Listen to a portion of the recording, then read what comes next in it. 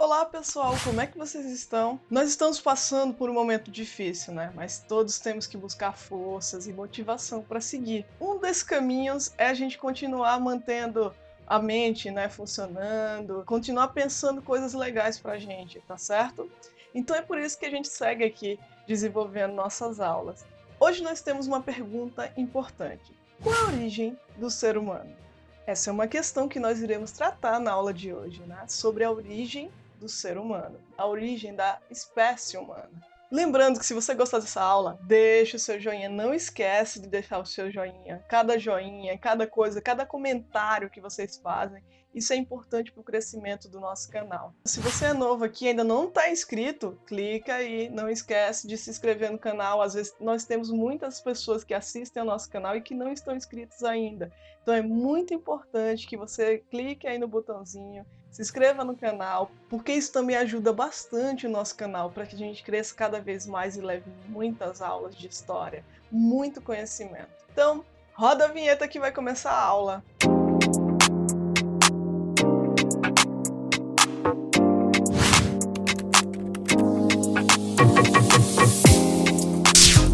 Na aula de hoje, nós vamos tratar um pouquinho sobre o surgimento da espécie humana.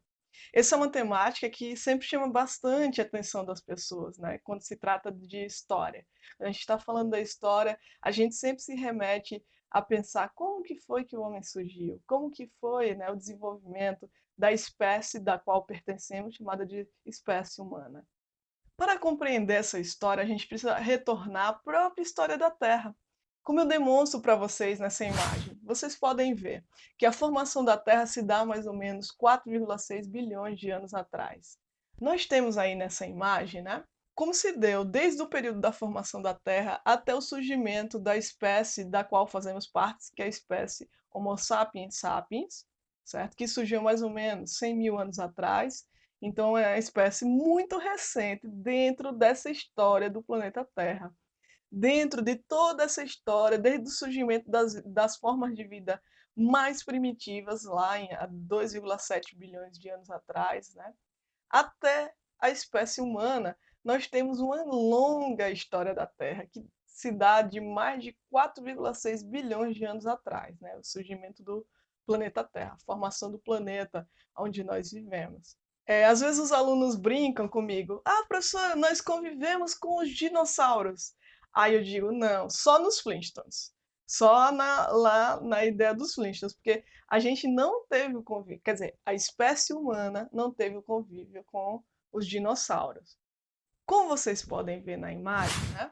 Olha quando viveu os dinossauros. E ainda se passa muitos milhões de anos até chegar ao surgimento da espécie Homo sapiens sapiens.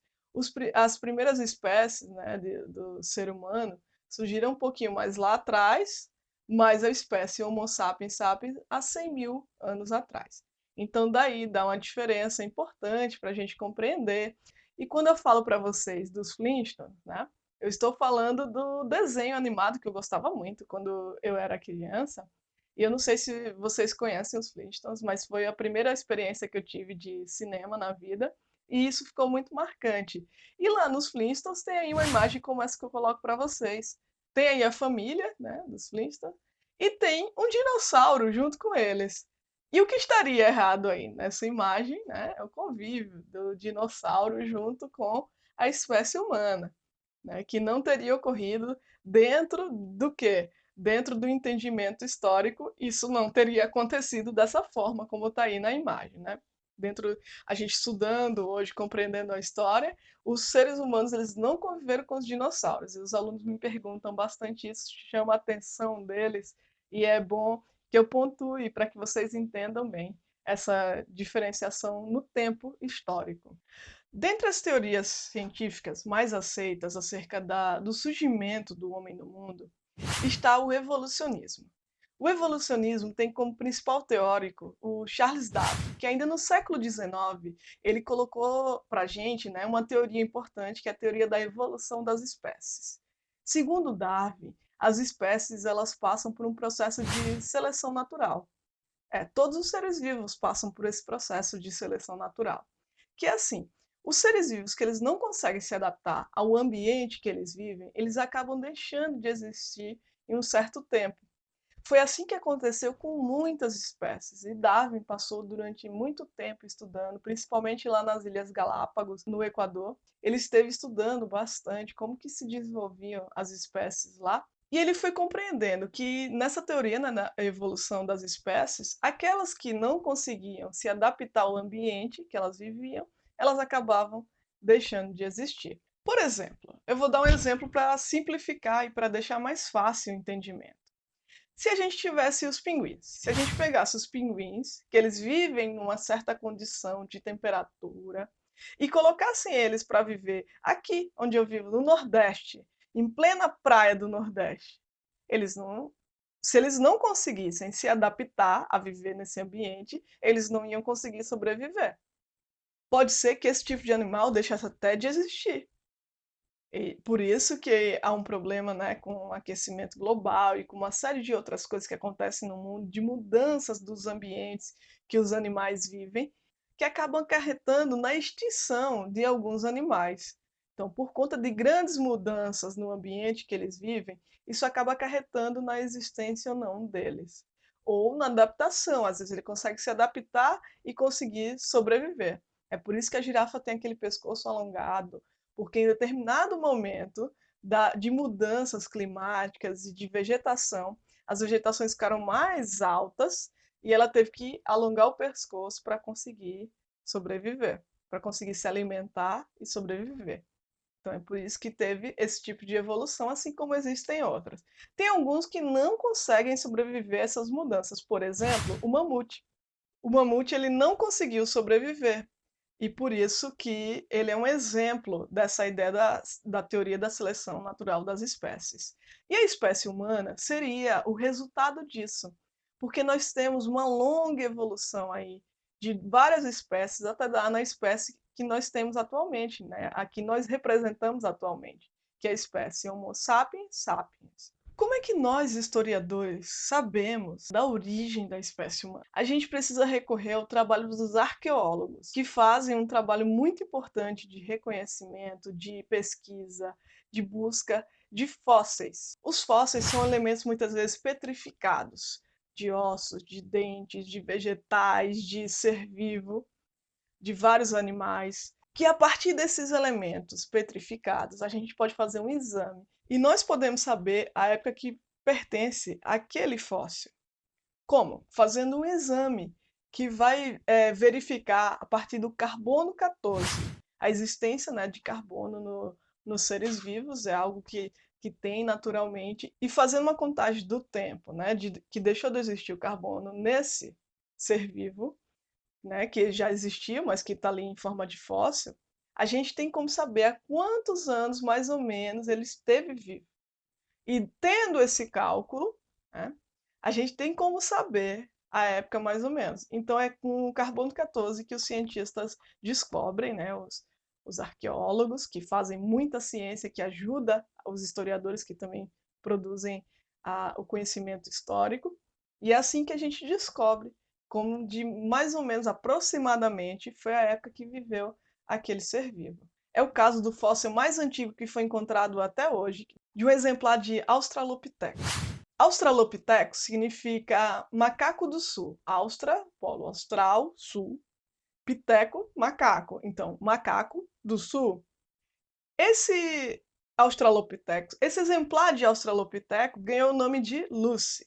Lucy era o nome de uma canção muito famosa dos Beatles nesse momento, estava fazendo muito sucesso, e os cientistas deram a ela, já que era um exemplar feminino, o nome de Lucy. Eu vou colocar aqui na descrição a música dos Beatles, para que vocês saibam mais um pouquinho, né, e conheçam a música aí de uma banda tão famosa e tão importante da história musical do mundo.